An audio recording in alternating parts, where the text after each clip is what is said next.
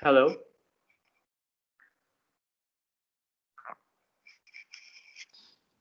Good morning, sir. Hello, good morning, sir. Good morning. Hello, good morning, sir. Can you hear me? Uh, Yes, let me sir. share my Yes, sir. let me share my screen. Okay, just check it out whether you can see it or not. Okay, sir. You can see it, right? Yes, sir. Yes. Okay, okay, fine. So, yeah, a very good morning to all. I hope everyone is safe at home. Probably all of you are at home, I guess, isn't it? Yes, sir. Yes, sir. Okay. How is my voice right now? Like, is it clear or not? It's audible, sir. Okay, okay, fine. So, yeah, let's start. We'll first of all we'll have a look at the syllabus, right? So, the course EE6101, Electrical Energy Management. Okay, it will have 5 units. So, the unit one, as you have seen, will most of the part will be focused on the solar energy and wind energy. All right, and we'll figure out some of the non-conventional energies, technologies, and after that we'll have some case studies like that. Okay, so like that, yeah, you'll see you'll try to figure out what is energy conservation all about in industry and how it's going to be done. Even yeah, here also unit 3 also it also deals about the energy conservation, the electrical drives, the saving methods that you figure out one by one. Okay, so yeah, in the end you will know how uh, after learning this particular course you'll be able to understand what energy management is all about. Okay, and you'll have some idea about how an energy auditor in the industry, how they're going to perform the duties. You will be able to figure out. Okay, so to begin with, let me start with the solar photovoltaic systems. Okay, so let's start. Um, okay, so yeah, now we'll see. Initially, we have to understand the basics of solar energy and the radiations. You have to learn the geometries of solar radiations. Okay, so before uh, understanding what solar photovoltaic is all about, you have to have a basic ideas of all those things. So let's start. Okay, so let's begin like this. Yeah, the sun's diameter is around 1.30 into 10 to the power 19. Uh, it should be kilometer. Okay, just wait a second. Just be kilometer, right? It's kilometer. It also should be kilometer. Yeah. Sun's diameter is around like 1.3 to 10 to the power 19, 10 to the power 9 kilometer. Earth's diameter is also it is given here 1.27 into 10 to the power 7 kilometer. And if you figure out, Sun is almost 100 times larger than Earth. Okay, so when the Sun subtends an angle because of this vastness, when you compare it with the size of the Earth, you'll find that the Sun subtends an angle of 32 minutes. at the Earth's surface is it is equivalent to 0.5 degree. If you talk in terms of degree, it is equivalent to around like 0.5 degree. 32 minutes is almost equivalent to 0.5 degree. So it's very like a small angle actually. So the sun radiation when it reaches on the Earth's surface, it seems like it is almost parallel. Okay, because of that very reason, as I have mentioned here, hence the beam radiation, matlab solar radiation received from the sun on the Earth is almost parallel because of this very region. All right. Now, yeah, as I've already told you, I'm just shown you here with a simple diagram here. The diameter of the sun, if you consider, is around 1.39 to 10 to the power 6 kilometer, and that of the Earth like this, it obtains an angle of how much? 32 minutes. All right, and this is the sun, the mean distance between the sun and the Earth. Okay. So because of that very reason only, we consider that the radiation, the solar radiation that is received for the Earth is almost parallel, right? Fine. Now we'll try to figure out some important terms that are going to be used again and again throughout this session, right?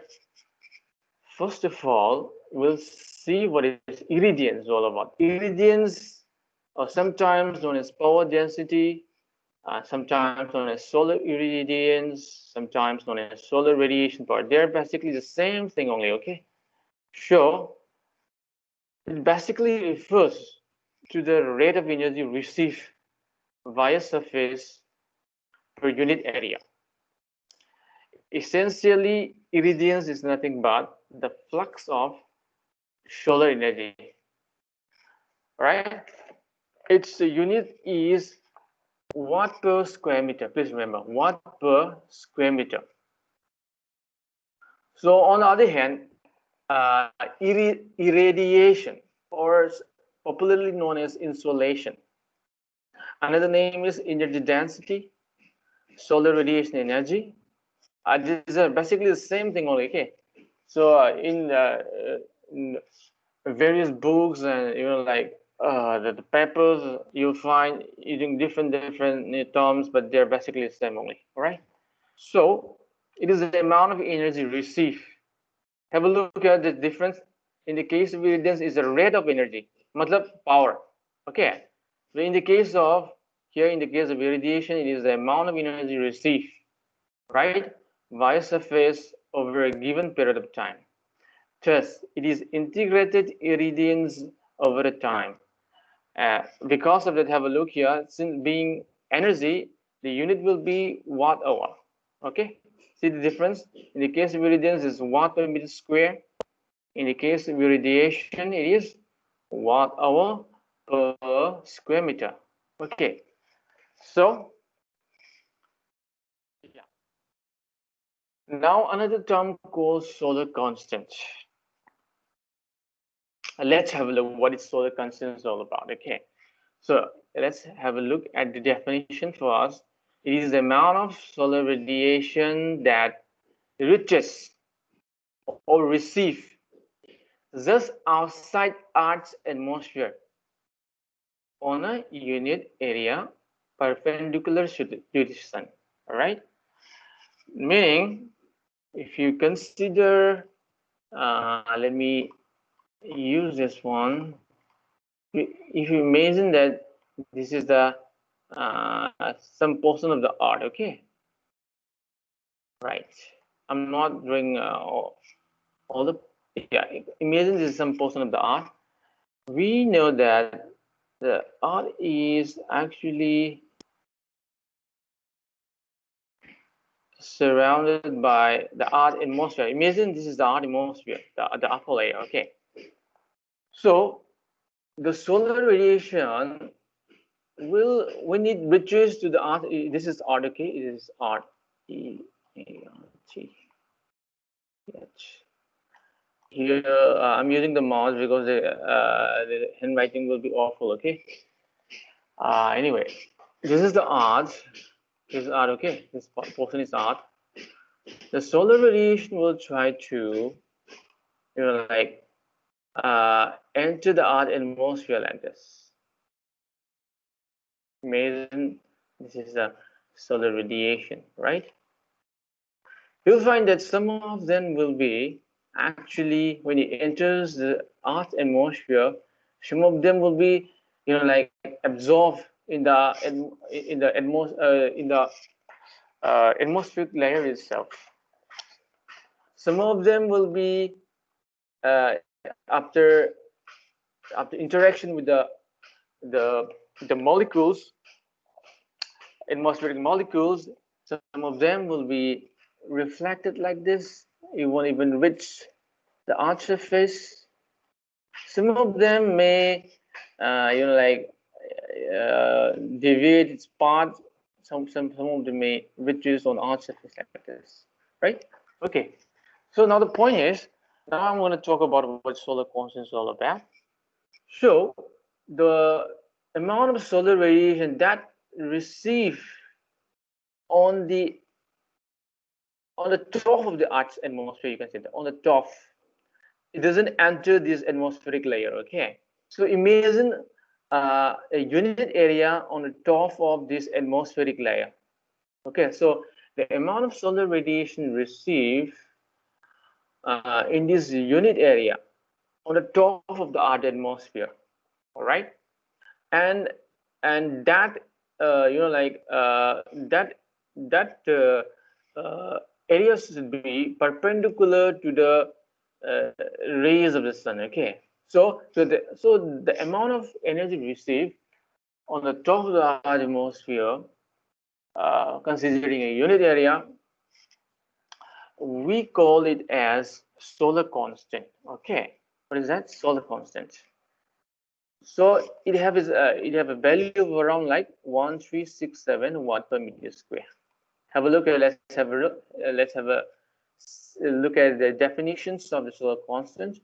It is the amount of solar radiation that reaches or receive just outside Earth's atmosphere on a unit area perpendicular to the sun. Its value is 1367 watt per meter square. 1367 watt per meter square. Okay, so this value that I've talked about here is nothing but the average value.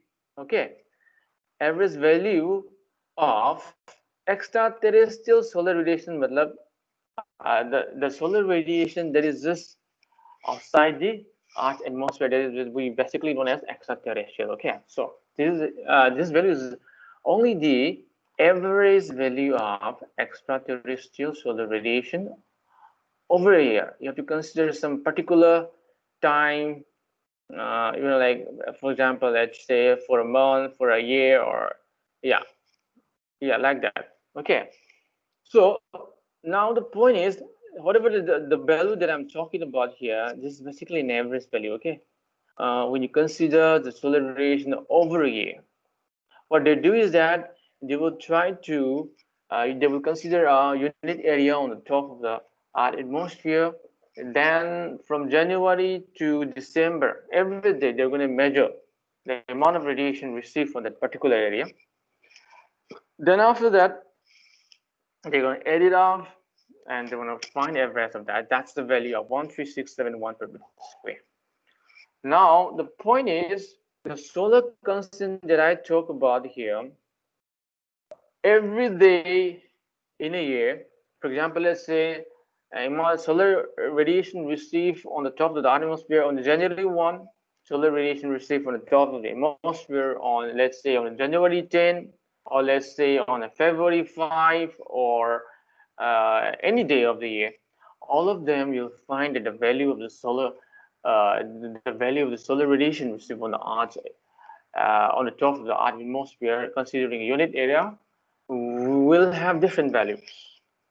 So that value can be you can find out using particular equations. Now the equation is given over here, right? I does like this, right? So using this formula, you can find the solar constant value of that any day. And for example, let's say if you want to find out for like let's say February 1, then the value of the n over here that I have mentioned over here, n, the day of the year, it's the ended day of the year basically. Okay, so if you consider let's say February 1, then n value will be for January it is 31, and if you consider the only one day for the February, then it will be how much? 32. So n value will be 32. You have to put the value n equal to 32 over here in order to find out the solar constant value on February 1. All right, you just put the value over here, how much? 32, and you just substitute the value of ISC equal to 1367 over here, and you find out the value of the solar constant on that particular day of the year, right? Right. Now, wait a second. Let me have a look whether this video is recorded or not. Okay, it's recorded. Fine. All right. Okay. Okay. Now, so I hope you understand what solar constant is all about, everybody. Can you hear me? Yes, sir. We got it. Yeah, Yes, sir. okay, fine. Then we'll see, yeah, the interaction of solar radiation in our atmosphere. Okay, so as I've already mentioned, when solar radiation, like passes through the Earth's atmosphere, it undergoes various kind of interactions, scattering, absorption, like so many things happen. Okay, so let's have a look. I think I've already started doing a little bit about that. Yeah, I'll just refer this figure again. Now let's have a look. Now solar radiation have, like different types of solar radiations are there. As a as a as a student of electrical engineer, you have to know all the different types of solar radiations. Okay, so let's have a look. Now, what happened when the solar radiation, like passes through the Earth atmosphere? I already told you some of them, like they, they started entering the atmosphere, and they without, in that process, you'll find that solar radiation doesn't even reach the surface of the ground; it just absorbs over there. And on the other hand, some of them, they entered the atmosphere, they got reflected due to the interactions with the gaseous molecules like carbon dioxide. Okay, let me write here carbon dioxide. The handwriting is going to be very bad because I'm using mouse. I have ordered, like that, that gadget, which is just going to be used for drawing, for the graphics and all. Okay, it will be reaching here within probably will take some days. After that, it will be okay. Okay, for the timing, just bear with it. So, yeah, the gaseous molecules like carbon dioxide, maybe ozone, ozone.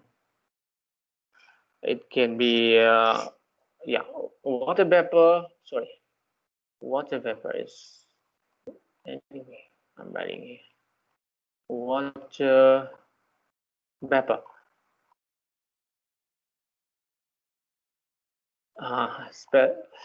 Handwriting is so bad. Okay, anyway, I'm just writing. Anyway, so the point is, when when the sun radiation, like enters the atmosphere, it undergoes several interactions: absorption, scattering, with the gaseous molecules like carbon dioxide, ozone, and water vapor, and other particles in the atmosphere. Okay, so now I'm gonna categorize different radiation right now. So some of them reaches after undergoing all those stages, it reaches on the surface of the earth. Okay, so this kind of a solar radiation that reaches on the earth's surface after undergoing so many interactions and like uh, absorptions and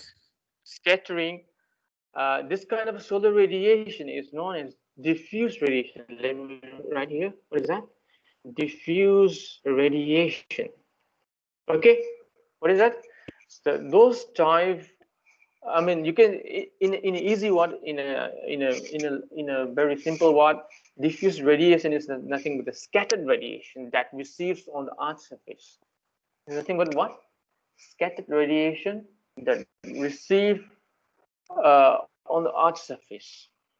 On the other hand, there is another type of radiation. For example, like this one. Where is the okay? Yes, this one.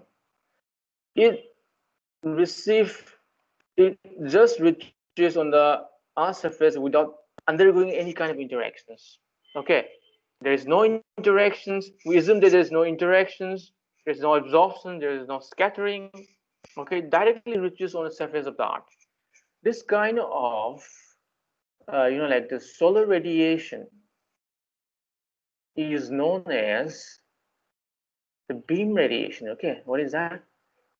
Beam radiation. Let me write here. Beam radiation. Sorry, beam radiation.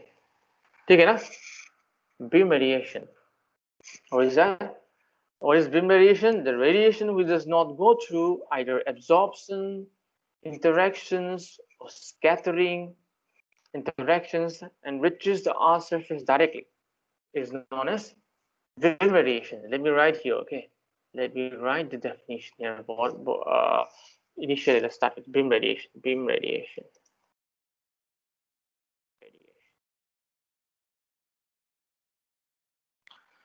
So, yeah, what is that? Beam radiation, the radiation which does not go through either absorption,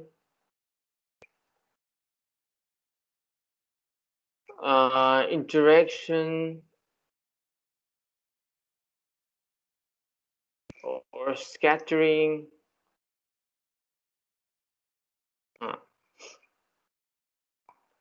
Interactions. Sorry.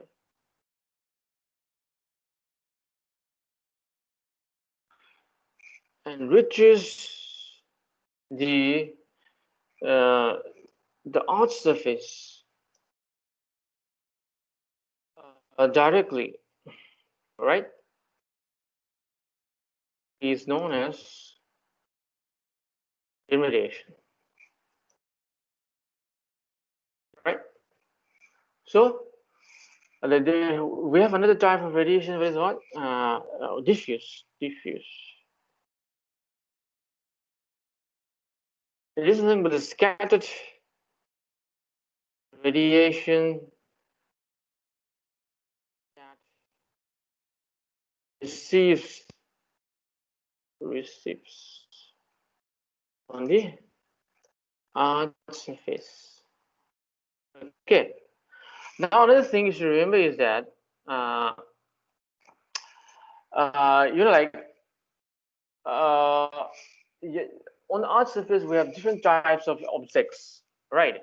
So the sun radiation that some of the radiation may fall on objects like, let's say, it may be houses, any kind of object that is there in the Earth atmosphere. The sun radiation after like reaching that particular object, it will reflect back again. Either it may reflect to the to the atmosphere, back again to the atmosphere. It may, some of them may reflect, like it may reaches the Earth's surface. Okay, what is that? Some percentages of solar radiation. What they do is that they after reaching the Earth's surface, it may hit, the radiation may hit on the object, and some of them may reflect back to the atmosphere. Some of them may again, after reflection, it may retrace on the Earth's surface. So yeah, those kind of radiations are basically known as, what is that? Albedo. Let me write here, albedo. Irradiation, albedo. All right. So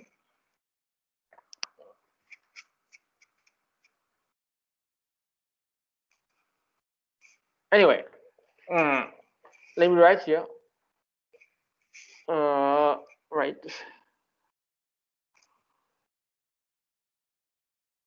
Anyway, as I've already told you, albedo radiation is some percentage of solar radiation that reflect back to the atmosphere, or maybe to the ground, like after encountering the objects that is there on the top of the Earth's surface. Okay, this value is very small. Albedo radiation is very small, and usually it is neglected. The value of the radiation is in terms of 0.001234, like that, in terms of percentage. So usually it is avoided.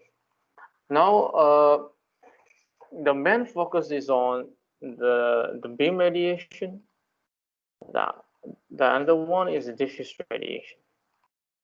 Okay, now another term called global radiation. What is that? Global radiation. Global radiation. Sorry, global. So global radiation is nothing but the combination of the beam radiation and diffuse radiation is known as global radiation. What is that? The combination of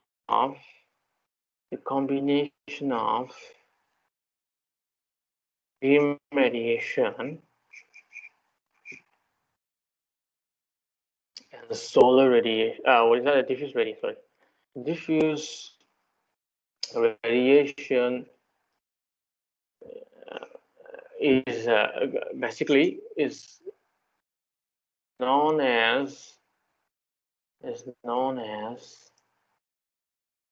global radiation, right?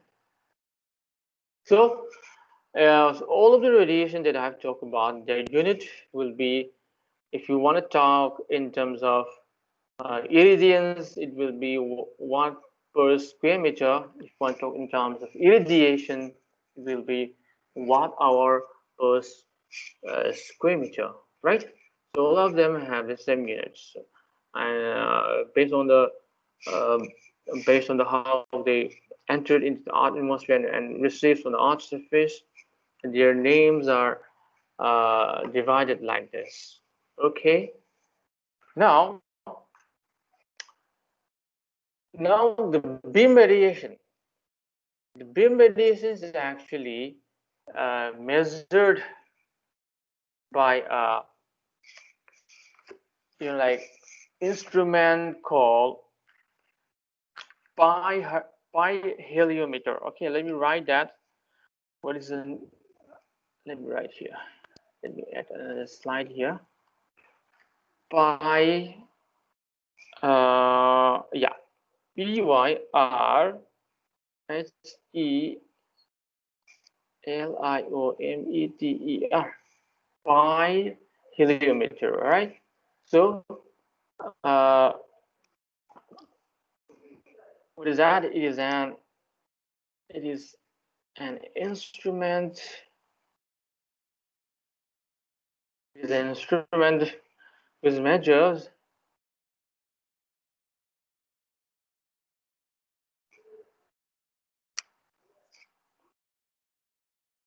beam radiation. Okay, parallelimeter is an instrument which measures beam radiation. Another type of instrument is there. So wait a second. It is known as pyranometer. Pyranometer. Okay. P-Y-R-A-N-O-M-E-T-R. Okay, fine. Pyranometer. So it is an instrument. It is an instrument which measures beam. No. Wait a second. Which measure global and diffuse radiation. Okay.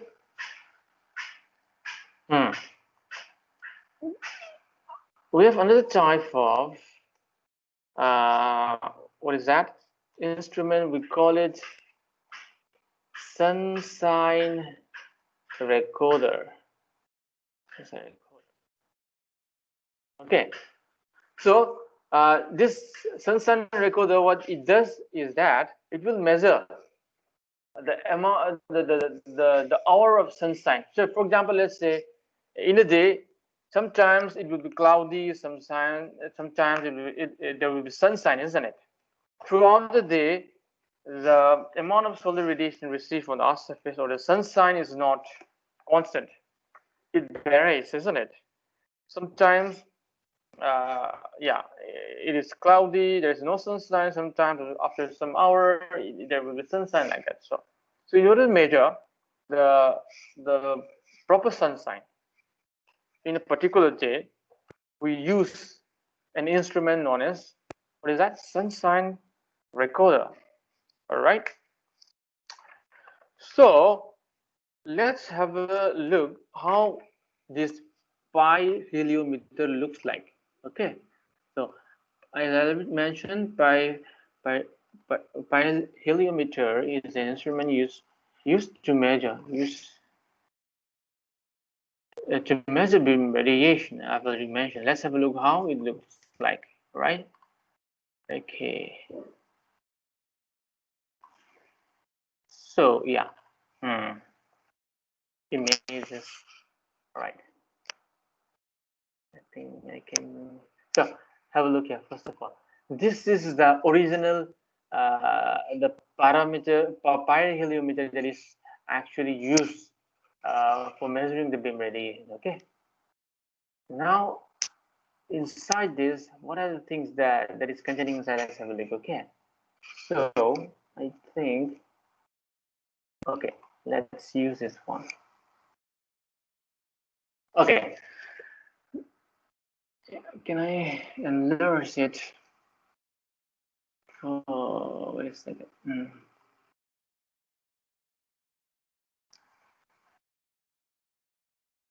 Wait a second. Okay. Anyway, where's that?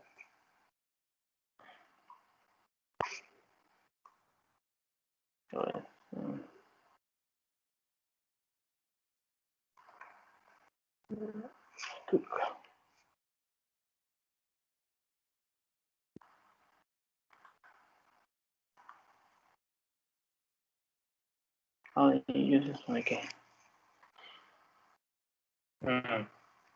Anyway, just have a look here. This is basically the pyrheliometer will look like this. Have a look here. Basically, it consists of a you can consider this some kind of a tube. Okay, its diameter is equal throughout. You'll find that it consists of a thermopile. one portion of the thermopile will be exposed to the sun radiation. One part will be hide from the sun's radiation, basically. Okay. So yeah. Now, because of that, when sun receive on the on that portion of the thermopile which is exposed to the sun radiation, since because of that there will be, like there will be production of the EMF. Okay, and that EMF will be used to calibrate. So the calibration, that the difference in the EMF is used, and that EMF will be like directly proportional to the amount of solar radiation received on that exposed area of the thermopile. Okay, so the based on that, the solar radiation will be calibrated. Now another thing, let's have a look here. The diameter of this tube is very small. So what happens is that the sun radiation, when it enters through this small hole of this particular, you can see the tube, the most of the solar radiation which is not perpendicular to the exposed surface, that is basically containing inside at the end. Okay, at the end of this tube, the one end of the thermopile is actually, like it is basically installed perpendicular. Okay, we will try to what is that, we will try to install it perpendicular to this, like the sun ray, basically. So most of the sun radiation that is not perpendicular to the that surface, it will not reach that portion of the thermopile. Okay, only those solar radiation which is actually perpendicular to the that exposed surface will be able to collect. That's why we consider that whatever the amount of solar radiation that is received on that particular exposed surface, is basically the one end of the thermopile.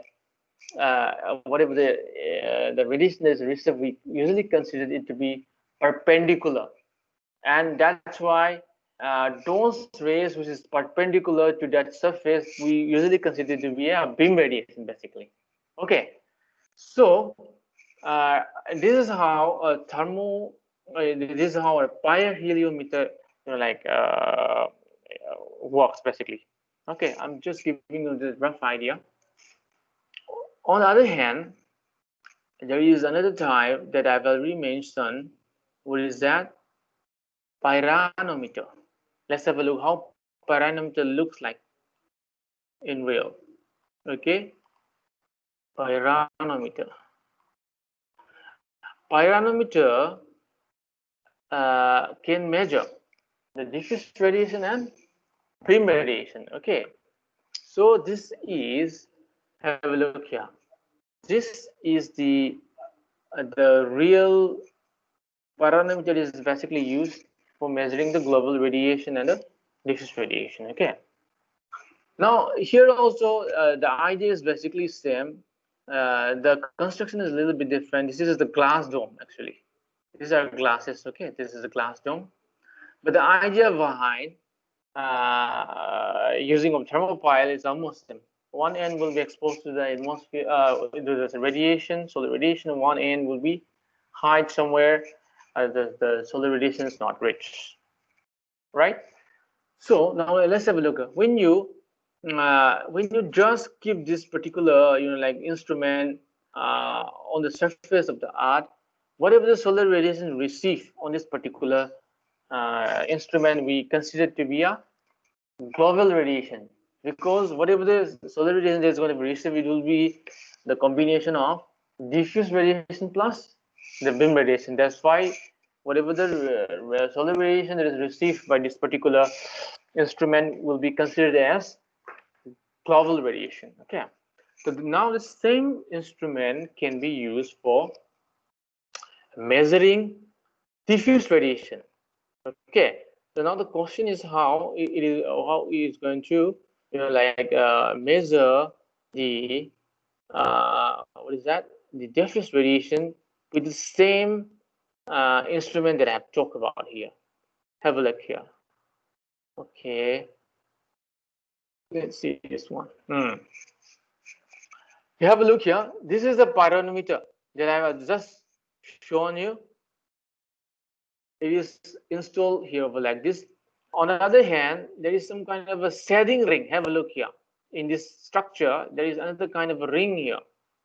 It is known as setting ring. Okay.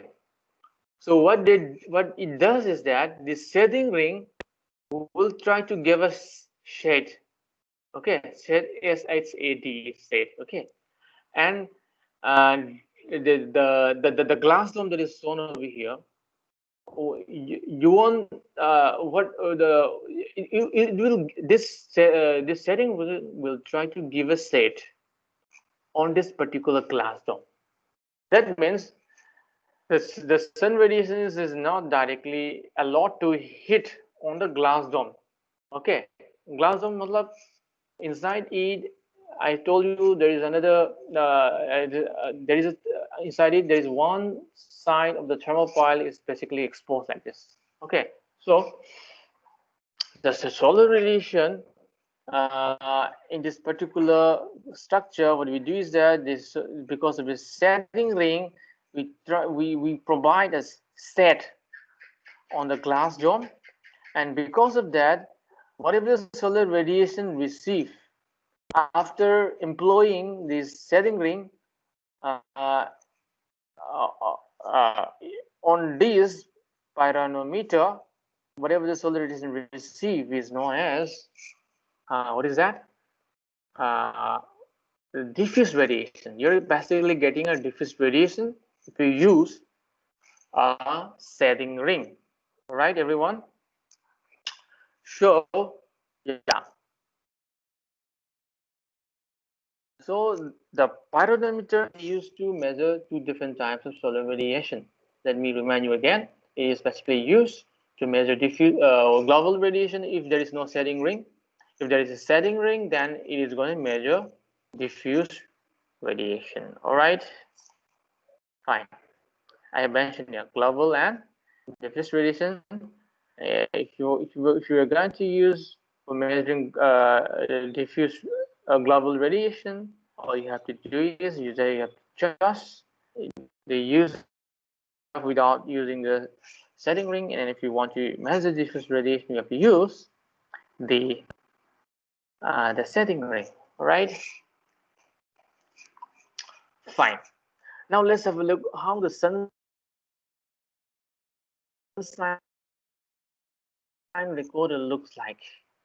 It is not there in our lab, but let's have a look. It's pretty expensive sunshine recorder. So have a look here. All right. This is basically a glass sphere. Okay, what is that? This is a glass sphere. Right?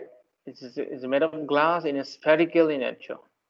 Now you can see, you can have a look in this setup.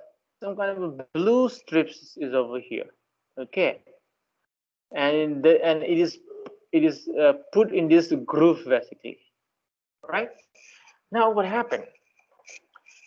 When there is a sunshine, whatever the solar radiation that is fall on this spherical, like the glass, all the solar radiation will be concentrated and it will be, like fall on this paper, on this strip. This is basically a paper, okay?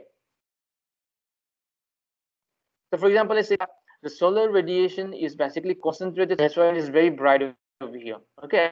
So whenever there is a sunshine, proper sunshine, because of the concentrated rays, this paper will be burned, okay? It will be burned basically. So based on the amount of the sunlight or intensity of the sunlight, whenever there is a sunshine throughout, let's try to measure from 6 a.m. to, let's say, 5 p.m. throughout the day, you will find that the burn sign on this strip will be, like moving like this.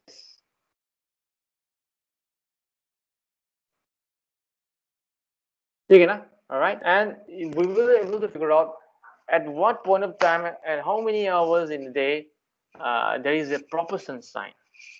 Okay, so this is nothing but the sun sign recorder that I have talked about here, the sun sign recorder, right?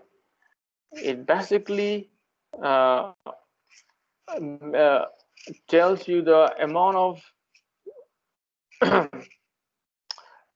the sun sign in a day, or let's say, let me write here the duration of sun sign in a day, right? Nothing but the duration of sun sign in a day, and is measured by the sun sign recorder. Fine.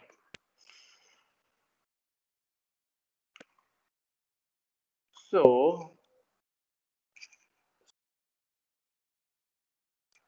another term called EMAS, which is going to be used again and again, or this particular term will be fine. For example, let's say if you measure, if you buy the PV panel, the photovoltaic panel or a module from the market, if you look at the specification, you'll find something like AM. It's not the anti-meridian that we usually consider, that is AM PM that we use for the hour. Okay, that's not the one. It is different. Okay, this is what this is AMAS. This is what this is known as EMAS. Let's figure out what is EMAS is all about. Now let me use that figure again. Where is that figure? Okay. Okay, fine. Let me use a new picture over here. I'm drawing the art again. Some portion of the art again. Sorry. Control Z. Okay, let me write. Okay, art. Imagine this is art. Okay. Imagine this is the art's atmosphere. Fine. Now let's imagine that. Let me use this one color. See, imagine that. Imagine this particular point on the art. Let's say this one A, right? Anywhere, it can be anywhere. I'm just considering this point on the art surface. Now, imagine. Let's consider 2-3 types of solar radiation. First of all, let's imagine solar radiation that is just directly which is basically perpendicular to this point. Okay, imagine this solar radiation is directly perpendicular to this area A. Let's say another type of solar radiation. Let's say during the morning time. Okay, morning time. Sun radiation will be, like this. Have a look here.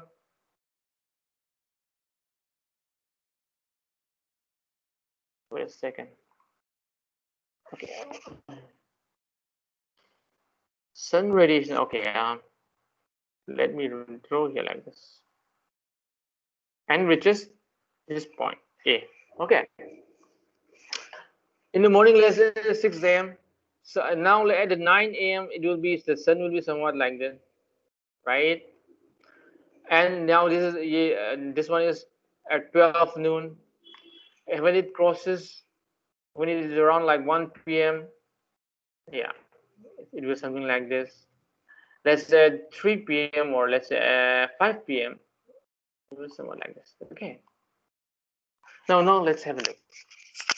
Now the distance traveled by this particular sun ray. Okay. See, this is distance traveled by this sun ray when the distance traveled by the solar radiation in the Earth's atmosphere. Okay, have a look here. This is the length. Now again, for this particular solar radiation, this is the length. For this particular, this is the length. For this one, this is the length. Okay. For this one, this is the length. Now imagine that the part, the distance traveled by the sun ray. Let's say this is let me name here 1. This is 2. This is 3. This is 4. There's 5 like this. So if you compare the solar radiation, the distance traveled by the solar radiation 1 and the distance traveled by solar radiation 2, you'll find the distance traveled by solar radiation 1 will be more than the solar radiation the distance traveled by the solar radiation 2, isn't it? So again, the minimum distance that will be traveled by the solar radiation in the Earth atmosphere will be find in this particular condition. That is when the sun is directly on the top of our head. What is that? When the sun is directly on the top of our head at that particular point of time, the distance traveled by the sun ray is minimum. Okay, like that during the morning time, the distance traveled by the sun ray is very, very, very, very like this. And when it moves like when it goes towards the noon, the distance travel will be like lower and lower, and when it reaches this particular position, it will be the minimum distance will be traveled over here.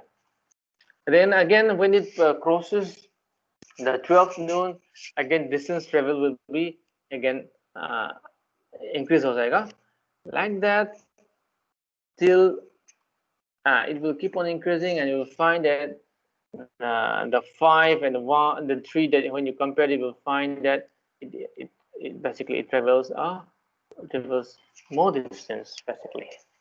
So so in our point of view, this okay the distance traveled by the sun rays to the Earth atmosphere is basically like denoted in terms of air mass. All right. So what is that? We call it air mass. AM. Let me write in short form air mass. Air mass. Air mass can be found out by a simple formula called A1 by cos theta. Theta is nothing but, okay, see, have a look here. Imagine this is a surface. Okay, this is surface. This surface I'm drawing over here. This is surface. Okay, this is the surface I'm drawing over here, right? So the vertical line on this surface will be somewhere. Imagine this is surface. Okay, surface. This is a vertical line on this surface, or the perpendicular line. Now imagine the sun radiation is imagine this is falling over here like this. Then the angle, this angle is nothing but the theta. Okay, so this theta will be greater. The theta will be greater if you compare the theta and 1 and 2. You'll find that the theta at 1 will be higher. Let's say this is theta 1. Here will be theta 2. Here will be theta 3. At the position 3, the theta 3 will be कितना होगा? 0, isn't it? क्योंकि sun radiation will be coincide with the vertical line. 0 हो जाएगा. And again, theta 4 in a different direction. Theta 5, like this. Okay, so like this, by just putting the value of the theta, you can find out the air mass of that at that particular hour that you want to find out. Okay, So the air mass is nothing but what is that? Let me tell you again. Another thing, we call that the AM is 0 at position 3. What is that? The AM, no, the AM is 1. Sorry. AM will be 1 because theta will be 0. Okay? Cos 0 is basically 1 हो जाएगा. 1 divided by 1 is basically 1. So therefore, at this position, AM will be 1. Okay? So at position 1, 2, 3, 4, you will find that it will have some values of AM. But what it will be the value? What will be the value of AM just outside the Earth atmosphere? Anybody? What will be the value of the AM, air mass, just outside the Earth's atmosphere? Can anybody answer? More than one.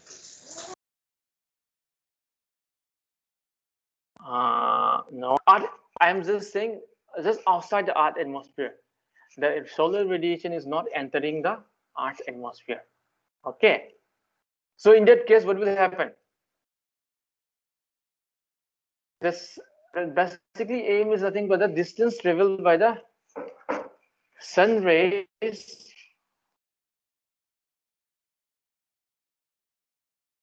in the Earth. But when I on the top of the atmosphere or beyond the Earth atmosphere, since there is no atmospheric layer, the AM will be 0.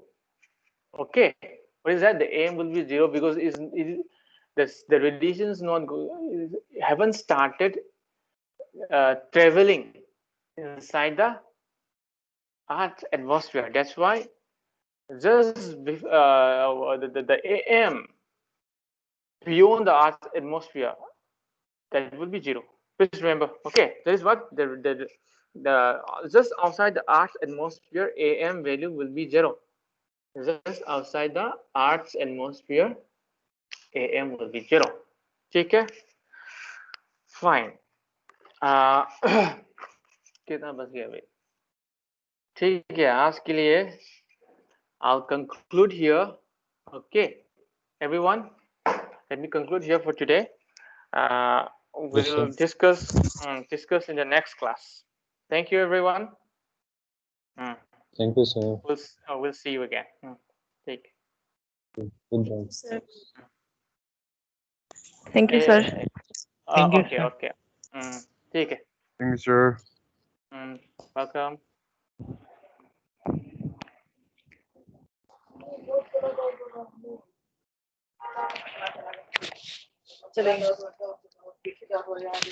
Bye bye.